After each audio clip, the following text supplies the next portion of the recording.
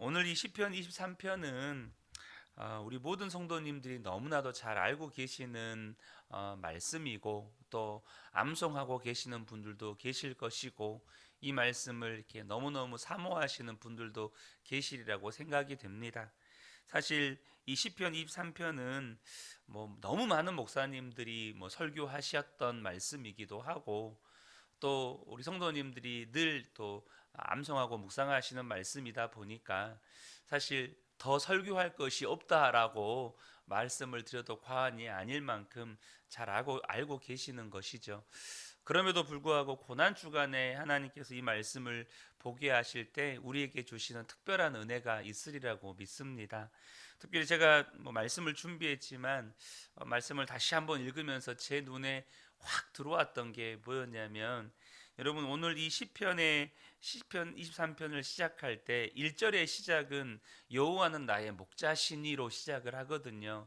근데 여호와가 나의 목자가 되면 그 인생의 결론이 뭐냐면 6절의 마지막 절을 한번 봐보세요. 마지막 부분에 내가 여호와의 집에 영원히 살리로다.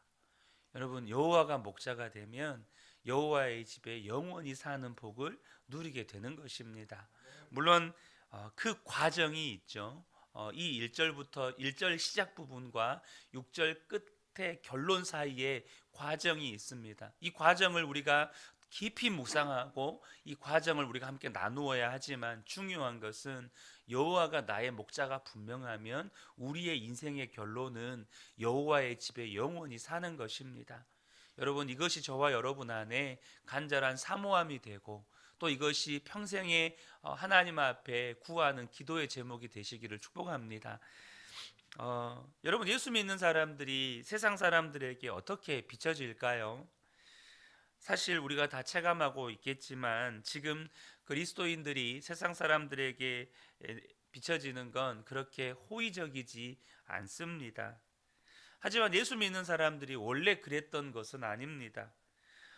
정말로 성경적인 그리스도인들은 죄 안 짓는 사람들이고, 원수도 사랑하는 사람들이고, 항상 기뻐하고 범사에 감사하고 모든 것을 기도로 살고, 또 죽음도 두려워하지 않고 어떤 손해를 보더라도 거짓말하지 않고 정직한 사람들, 여러분 그런 사람들입니다.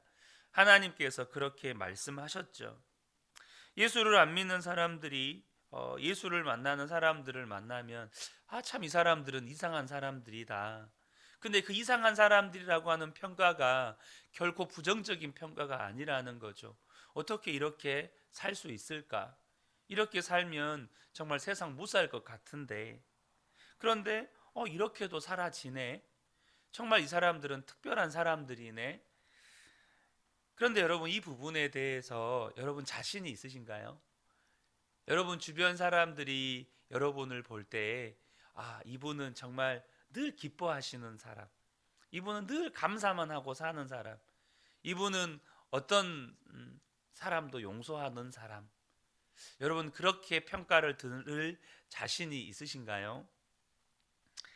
어, 사실 우리가 좀 정직하게 우리들끼리도 자신이 없습니다. 우리 안에서 믿는 사람들 안에서조차도 솔직히 우리가 그런 말을 들을 거라고 자신이 안 생겨요. 여러분 근데요, 우리 안에 계시는 성령님은 우리를 그렇게 만들어 주시기 위해 우리 안에 오셨습니다. 우리를 그렇게 예수님 닮은 사람으로 만들어 주시려고 오신 거예요. 그러므로 여러분, 제가 자주 드리는 말씀이지만 믿음은 하나님을 크게 보고 하나님이 하시는 일을 크게 보는 겁니다. 우리의 삶에 일어나는 현상을 크게 보는 게 아니고 우리 안에 계신 성령님과 그분이 하시는 일들을 크게 보는 것이 믿음이라는 거죠. 여러분, 왜 우리는 지금 그렇게 못 사는 걸까요?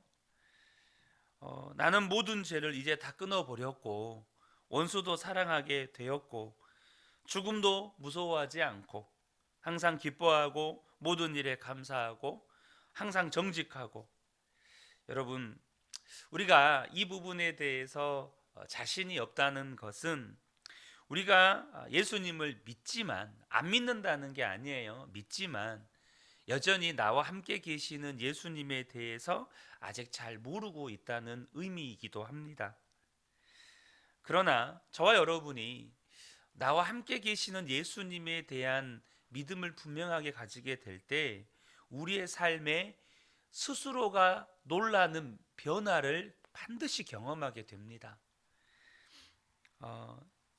여러분, 이 시편 23편은 성경 중에서도 아주 특별한 성경입니다.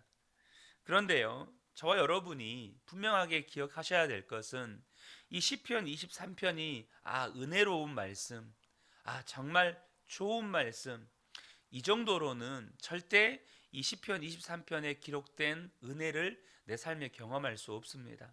저는 우리 모든 성도님들이 시편 23편이 내 성경이 되시기를 축복합니다. 이것이 나의 고백이 되고 나의 삶이 되어야 한다는 거죠. 이것이 내 성경이 되지 않으면 사실 시편 23편은 굉장히 우리에게 혼란을 가져다 줄 수 있는 성경입니다. 여러분, 다윗이 아까도 말씀드렸지만 이 시편 23편의 시작에 여호와는 나의 목자시니라고 고백을 합니다. 여러분, 여러분에게는 정말로 여호와가 나의 목자가 되셨습니까? 이 부분에 대해서 확인을 해보려면 여러분, 요즘에 어떻게 먹고 살고 계십니까? 자녀 교육은 어떻게 시키고 계시나요? 집은 어떻게 마련하셨습니까? 여러분, 돈은 어떻게 벌고 계시나요? 여기에 이런 질문에 대해서 내가 조금 수고하고 있죠. 내가 정말로 요즘에 정말 열심히 살고 있습니다. 정말 애쓰고 있습니다. 요즘에 좀 나를 도와주는 사람들이 좀 있습니다. 이런 생각이 조금이라도 있다면 죄송한 말씀이지만 아직 여호와가 나의 목자는 아닌 겁니다. 여러분, 이 내게 부족함이 없으리로다. 여러분, 정말 그렇습니까? 여러분 삶에 정말로 부족함이 없다고 느끼신가요? 아니면 이것도 조금 더 있었으면 좋겠고 저것도 좀 내게 더 있었으면 좋겠고 이런 생각이 드십니까? 그렇다면 아직도 여호와는 나의 목자가 아니라는 겁니다. 분명히 들으면 은혜는 되는데 여호와는 나의 목자시니 내게 부족함이 없으리로다, 이 말씀이 들으면 은혜는 돼요. 근데 이것을 실제적으로 좀 냉철하게 적용을 해보면 요즘에 뭐 먹고 살고 있는가? 요즘에 어떻게 먹고 살고 있는가? 자녀 교육 어떻게 시키고 있는가? 지금 내가 하는 일은 어떻게 하고 있는가? 이런 질문의 하나하나에 내가 요즘에 열심히 살고 있는데 나는 여전히 아직도 좀 부족한 게 있는데, 이런 마음이 우리 안에 조금이라도 남아 있다는 건 아직도 여호와가 나의 목자라는 고백이 내 고백이 안 됐다는 뜻입니다.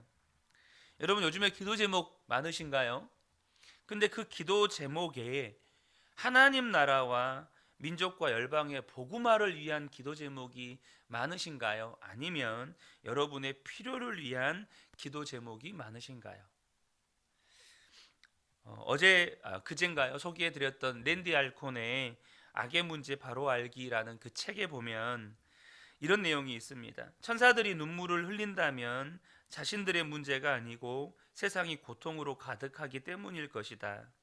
그런데 인간은 남이 아닌 자신의 딸이 백혈병으로 죽거나 자신이 아는 세상의 전부인 고향 마을이 불타고 못 알아볼 만큼 상한 남편과 아들의 시신이 자신의 발치에 누워 있을 때 눈물을 흘린다.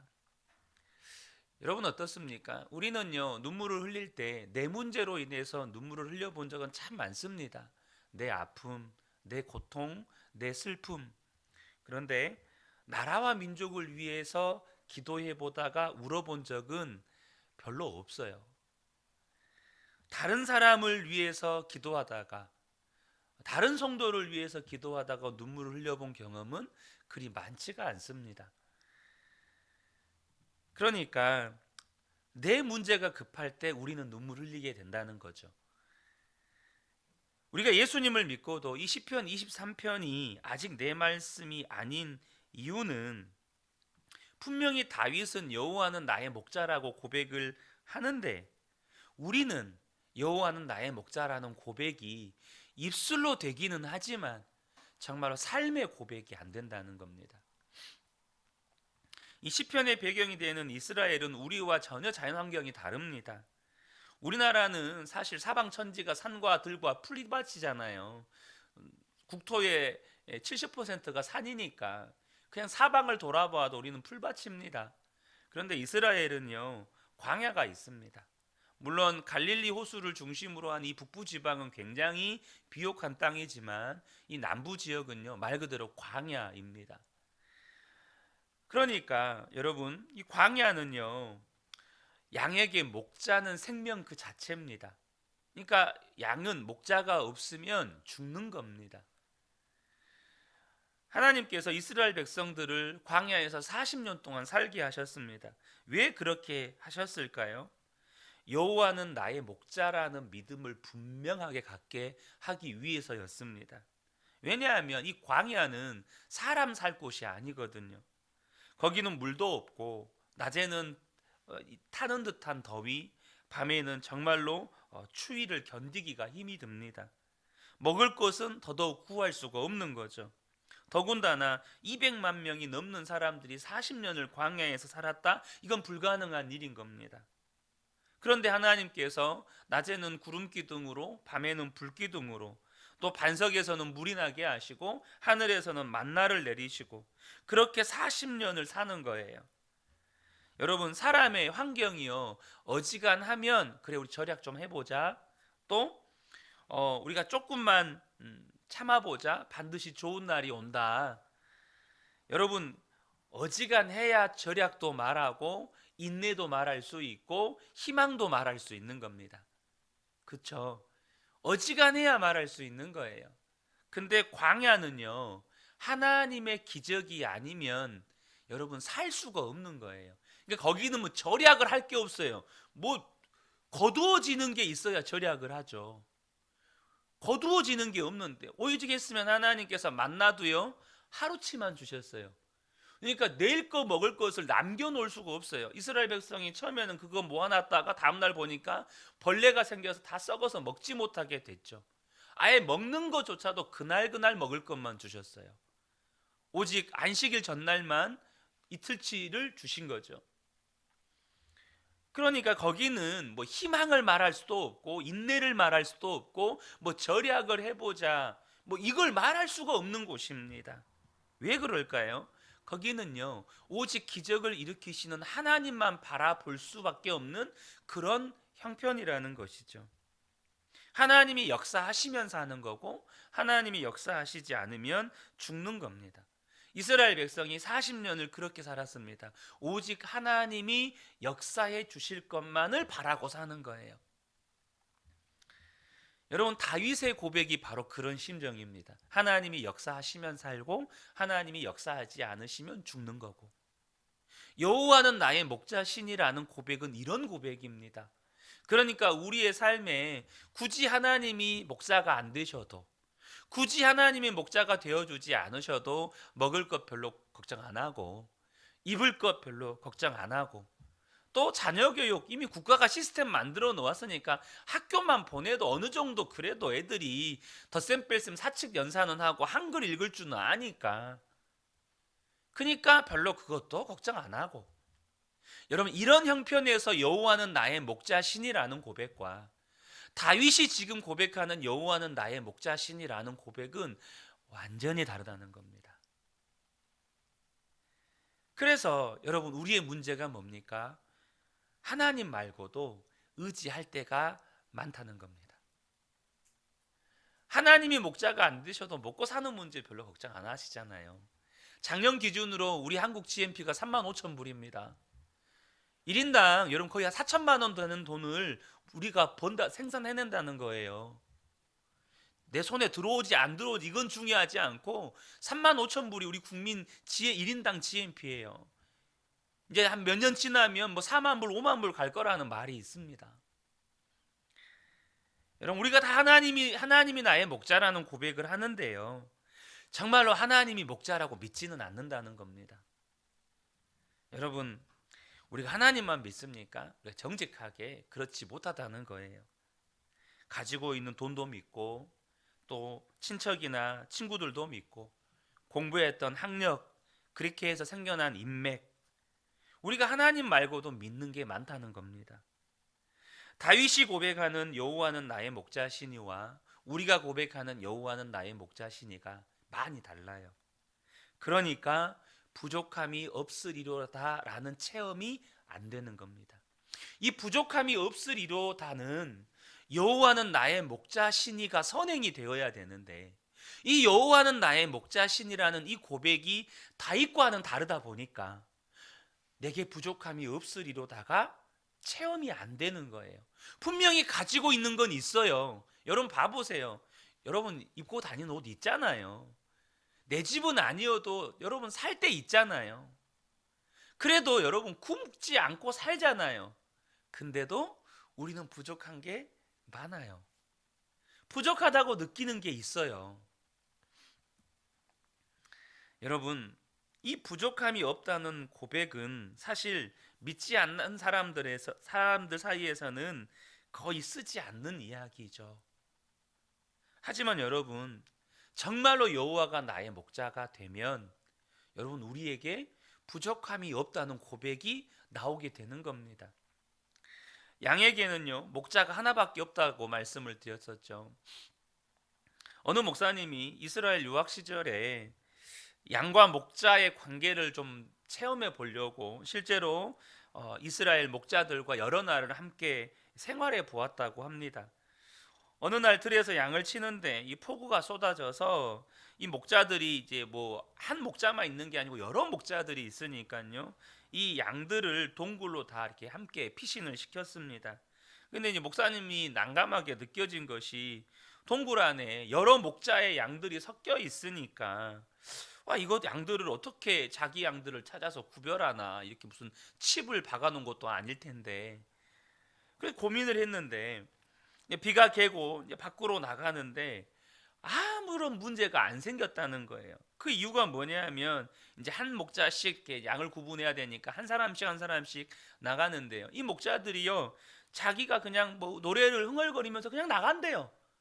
그러면 그 목자의 양들은요 다 따라간대요. 그리고 다른 목자의 양들은 다 그 동굴에 머물러 있대요. 어떤 양들도 자기 목자가 아니면 안 따라간대요. 그냥 그대로 있대요. 근데 목자 한 명이, A라는 목자 한 명이 노래를 부르면서 그냥 흥얼거리면서 나가면 알아서 자연스럽게 그 목자의 양들은 일어서 가지고 다 따라나간다는 거예요. 목자가 소리만 내면 그냥 다 따라나간다는 거예요. 여러분, 우리 신앙의 문제가 목자가 많다는 거예요. 여러 목자가 있어요. 사실 부끄러운 고백이지만 저 역시도 하나님보다 더 믿는 목자가 있었습니다. 그건 제가 부목사 시절에 섬겼던 담임 목사님이셨어요. 어쩌면 제가 아버지가 일찍 돌아가셔서 영적 스승으로 여겼다 보니까 더 의지했는지도 모르겠습니다. 20살 청년 때 목사님을 만났고 신앙생활을 하다가 또 이제 목회자가 되어서 그 목사님 밑에서 부목사 생활을 하다 보니까 나도 모르게 그 목사님을 하나님보다 더 의지하게 되는 거예요. 제가 얼마나 목사님을 의지하고 있는지를 잘 보여주던 제가 들었던 몇 가지 말들이 있습니다. 먼저는 저희 아내가 저에게 했던 말이 뭐냐면 당신은 가정보다 목사님과 교회를 더 사랑해 라는 말이었습니다. 또 하나는 저와 함께 사역했던 교육자들이 저한테 했던 말이 신 목사님은 담임 목사님에 대한 신뢰가 절대적이야, 이런 말이었습니다. 그때는 그게 자랑스러웠습니다. 그때는 그런 말을 듣는 것이 자랑스러웠고 그것이 부교육자의 표본이라고 생각을 했습니다. 그런데 이게 얼마나 심각한 문제인지를 몰랐어요. 그러나 제가 교회를 개척하고 정말로 광야에 내던져졌을 때 제 신앙의 민낯이 드러나는 거예요. 제가 하나님을 찾기보다는요, 하나님을 온전히 의지하기보다는 먼저는 제가 이용만 당하고 버림받은 것 같다, 내지는 내가 배신당한 것 같다라는 그런 생각에 제 마음 안에 원망과 상처로 가득 차 있었습니다. 철저하게 혼자가 되었을 때에 제 믿음의 실체가 드러나는 거예요. 그리고 하나님께서 제 믿음에 심각한 문제가 있다는 것을 알게 하셨습니다. 그리고 은혜의 기회를 저에게 주셨어요. 하나님을 바라보는 것이 무엇인지, 정말로 하나님만을 의지하는 것이 무엇인지를 깨우쳐 주셨습니다. 그리고 그렇게 제 신앙을 하나님께서 다루어 주시면서 주님만을 바라보는 눈을 조금씩 뜨게 하시면서 여기까지 오게 된 겁니다. 여러분, 여호와는 나의 목자시니라는 말은요, 하나님 외에는 의지할 데가 아무데도 없다라는 뜻입니다. 그냥 여호와는 나의 목자신이라는 말이요, 그냥 은혜로운 고백, 좋은 고백이 아니에요. 여러분, 이것은 주님이냐 아니냐를 선택하는 고백입니다.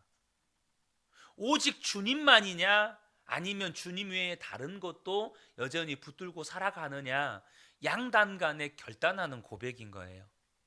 그래서 여호와는 나의 목자시니라는 이 고백은 나는 주님 외에는 의지할 데가 아무데도 없습니다 라는 고백이 되는 겁니다. 다윗은 아버지조차도 의지의 대상이 아니었습니다.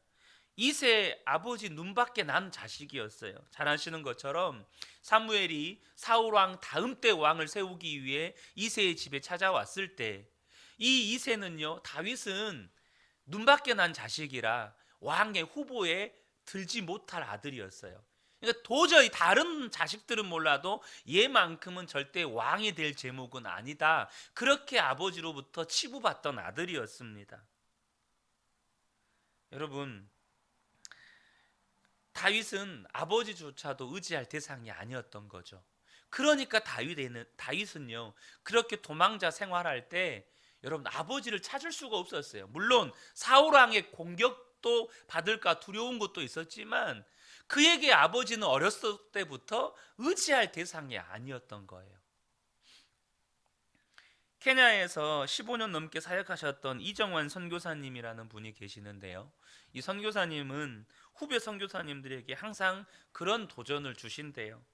여러분들이 이제 선교사로 나가게 되면 1년 동안만이라도 모든 후원을 끊고 살아보세요. 그러면 하나님의 살아계심을 알게 됩니다. 이렇게 권면한다는 겁니다.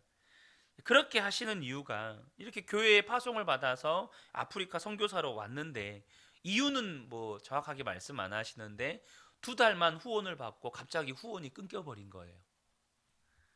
여러분, 그것은 죽으라는 이야기입니다.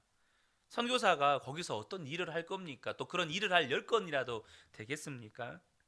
한국으로 돌아오든지 아니면 굶고 살든지. 그때 한국으로 돌아오지 않고 이스라엘 백성들이 광야에서 하나님이 주시는 만나로 살았던 심정으로 하나님 앞에 엎드려 기도하기 시작하신 겁니다.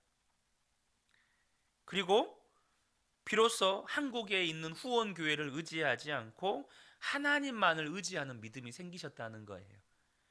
그리고 15년 동안 한 끼도 굶어본 적이 없다고 하셨습니다. 그래서 후배 선교사님들에게 인간적으로 의지하던 교회 후원 다 끊고 1년만 살아보면 하나님이 살아계시고 역사하심을 알게 된다고 이렇게 권면을 하는 거죠.